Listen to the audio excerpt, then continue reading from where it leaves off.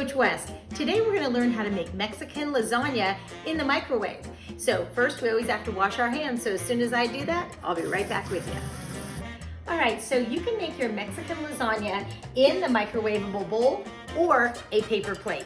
I'm going to do the paper plate today because the lasagna can be layered really easily on this. So how we start is we have 4 tortillas. You can use corn or flour, either one is fine.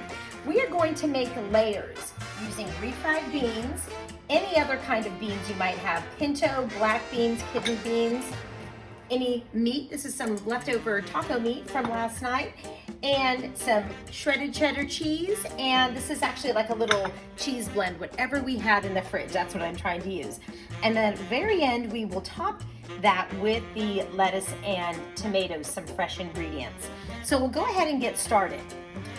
I am going to take, with a spatula or something, even a knife, that you can spread the refried beans between each tortilla layer.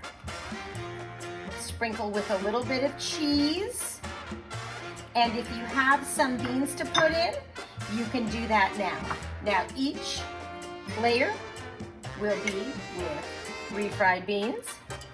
You get the idea, right? Each time we are going to make a nice layer so that it will A, stick together, and B, cheese will melt, and C, we will end up with a really nice healthy snack packed with protein and fiber. Protein comes from the beans and the corn. When they get together, they make a complete protein. The cheese has some protein in it, as well as any meat that you might want to add. So again, layering these. I'm on my final layer.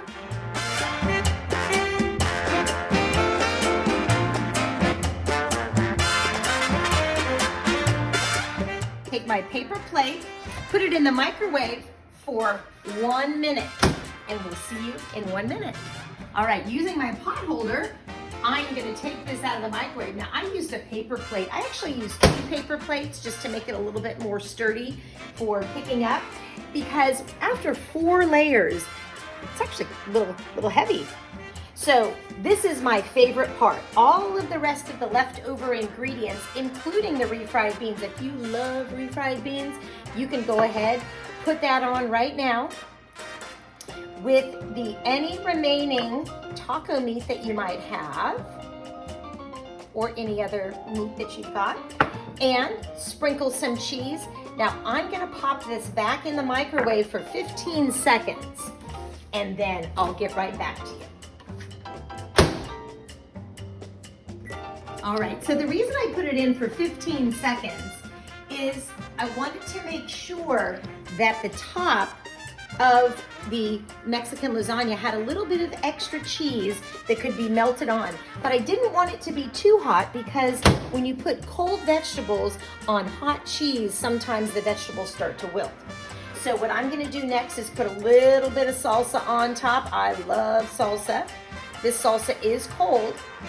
And then I can add a few more tomatoes if you like tomatoes, and some shredded lettuce.